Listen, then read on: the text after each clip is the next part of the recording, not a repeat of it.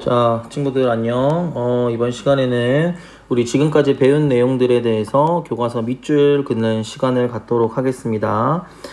사실 선생님이 오늘 재택근무를 하게 되었는데 내일 당장 수업을 해야 되는데 영상을 찍은 게 없어가지고 학교에서 못 찍고 나왔더라고요. 그래서 그냥 지금까지 밀린 교과서 밑줄 긋는 영상까지 하고 그냥 과제물 하고 마치는 것으로 그렇게 오늘은 좀 심플하게 하고자 합니다.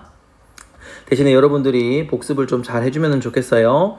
일단은 우리 일제강점기 48페이지부터 밑줄 긋도록 합시다. 자, 출발! 자, 1910년 한일 강제 병합으로 대한제국은 일본의 식민지인 조선이 되었으며 일제는 식민 통치 최고 기관인 조선 총독부를 설치했다. 그리고 조선 총독으로는 육해군 대장 출신. 그래서 선생님은 노트로 무관 출신, 장군 출신 뭐 이렇게 이야기했던 것 같습니다. 그래서 무단 통치를 실시했다.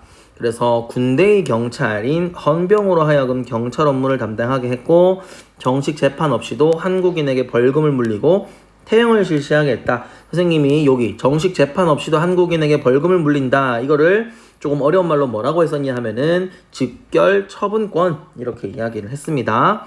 그리고 한국인의 언론 집회 결사의 자유를 빼앗고 단체를 만드는 일도 금지시키고 교사에게는 칼을 차고 제복을 입게 했다. 요게 바로 헌병 경찰들의 모습입니다. 지금 모든 경찰들이 지금 칼을 차고 있습니다. 그죠?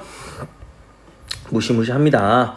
자, 그 다음 경제적으로 보자면은 식민 통치에 필요한 기초 자료와 재정 기반을 마련하기 위해 토지조사 사업을 실시했다. 선생님은 이 교과서에 서술이 마음에 안 들죠. 그러니까 일본이 나는 너희 식민 통치를 위해서 기초 자료가 필요해. 그리고 세금을 받기 위해서 너희들이 얼마나 땅이 있는지 알아야겠어. 이런 명목으로 토지조사 사업을 실시했지만 그 실상은 선생님이 이야기했지만 우리나라의 토지를 빼앗기 위해서다. 이렇게 선생님이 이야기를 했죠. 근데 우리 교과서는 마치 일본이 뭔가 정당한 이유로 토지조사 사업을 실시한 것처럼 서술해 놨습니다. 기분 나쁘고 마음에 안 드는 서술입니다.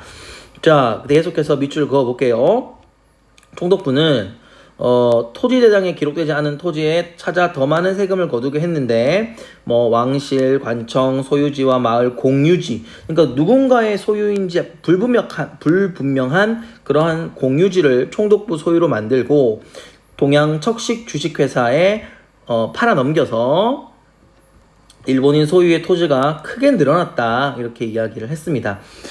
여러 가지 선생님이 이야기를 해줬습니다. 기한부 신고제라는 이야기도 해줬고요. 그래서 기한 내에 신고하지 않으면 바로 총독부 소유의 땅이 되었다. 이렇게 이야기했고 그 소식을 알지 못했거나 글을 몰랐거나 그리고 또 반일 감정으로 신고를 안 한 사람들이 꽤 되었다. 이렇게 이야기를 했었죠. 자, 그러면서 토지조사 사업의 결과입니다. 굉장히 중요한데 지주의 법적 권한이 강화되었지만 대대로 땅을 경작할 수 있었던 조선 농민의 권리는 무시되었다. 선생님이 이것을 무슨 권이라고 했나요? 그쵸. 이거는 경작권은 인정되지 않았다. 그리고 소유권은 인정되었다. 이렇게 이야기를 했죠. 고등학교 되면은 이런 단어들로 나올 거니까 여러분들이 잘 기억해 주시면 좋겠고, 농민들은 소작농으로 전락했다. 그래서 어려워진 농민들은 화전민이 뭐냐 하면은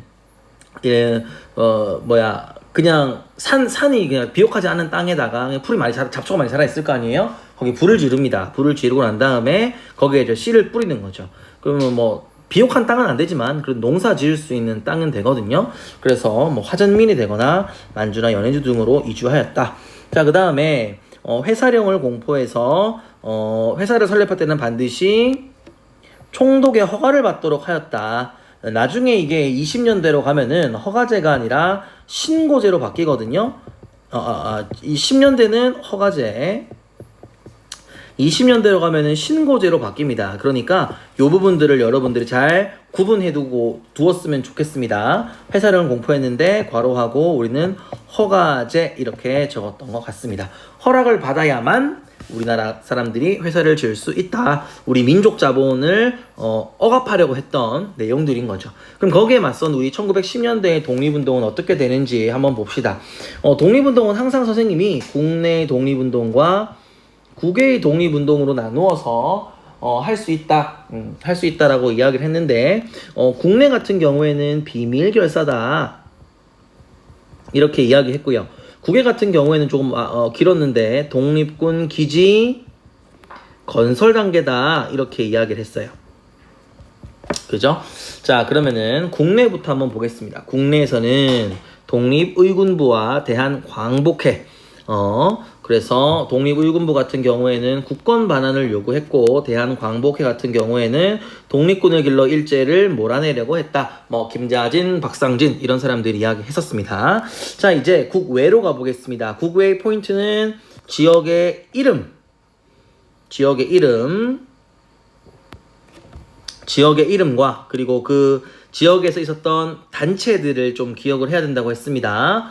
대표적으로 만주, 연해주 이런 곳이 있었는데, 이거 말고도 미주도 있었고요. 중국 본토도 있었고 있었습니다. 자, 일단 만주와 연해주를 한번 보자면은, 만주와 연해주 지역에 산위안푸, 삼원보, 중국말로는 산위안푸, 우리나라 말로는 삼원보라는 지역이 있었고, 거기에는 신민의 조직의 단체 조직이 있었고, 신흥 강습회, 나중에는 신흥 무관학교가 세워진다. 그리고 용정에서는 명동학교가 있었고, 연해주에서는 여러 동네에 있다고 했는데, 여기 밑에 또 있으니까 그때 다시 한번 정리해 봅시다.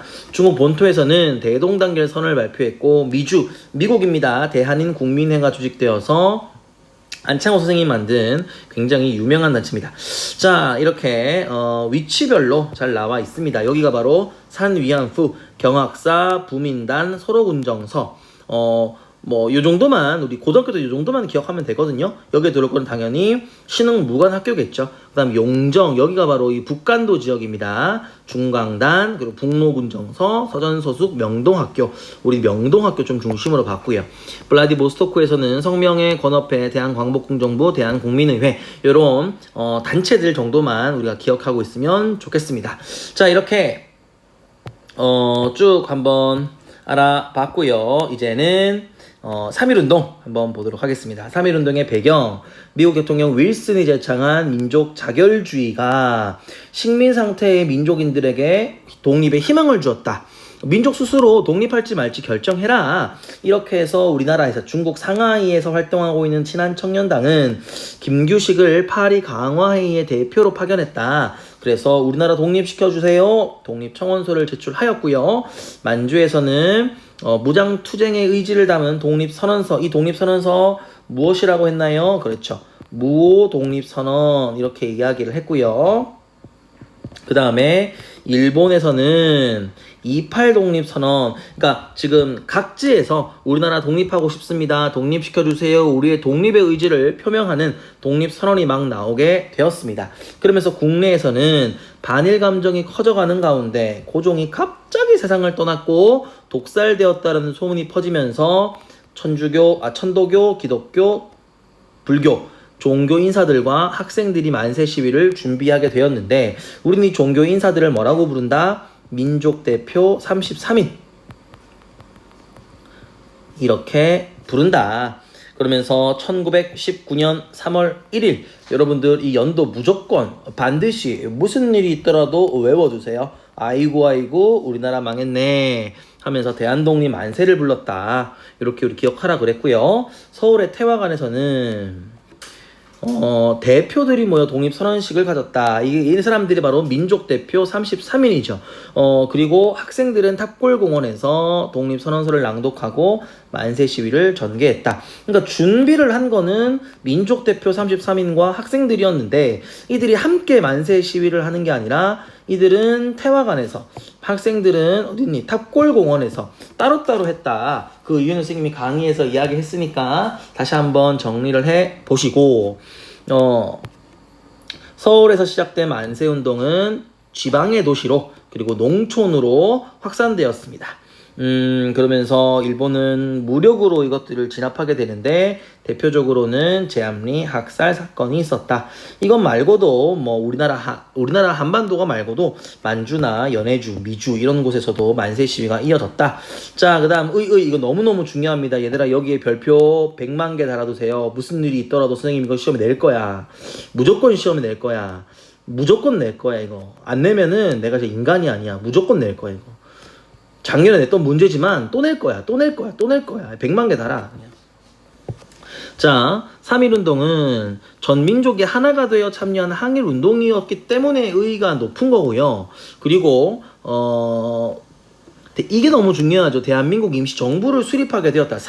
틀린 보기로 얘들아 뭐가 나오냐면 임시정부가 3.1운동을 계획하였다 이렇게 나오는데 그게 아니라 3.1운동 이후에 임시정부가 만들어졌다 이렇게 돼야겠죠. 그 다음에 무단통치의 한계를 깨달은 일제는 식민통치 방식을 바꾸어서 문화통치를 실시하게 되었고 이것 말고도 5.4운동 그 다음에 인도의 비폭력 불복종 운동에 영향을 주게 되었다.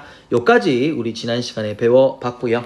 다음 시간에는 선생님이 임시정부에 대한 내용들을 한번 정리해서 수업해 보도록 하겠습니다. 원래는 학교에서 강의 영상을 찍었어야 됐는데 사실 오늘 재택근무라는 사실에 너무 기뻐가지고 출근 안 한다는 사실에 너무 기뻐가지고 그냥 그제 빨리 퇴근해버렸어요. 찍어야 되는지도 모르고 다음에는 선생님이 미리 스케줄 체크해서 찍을 테니까 뭐 근데 여러분들은 좋죠? 수업 빨리 끝나서? 자 아무튼 수고 많았고요. 다음 시간에 임시정부로 만나겠습니다. 안녕.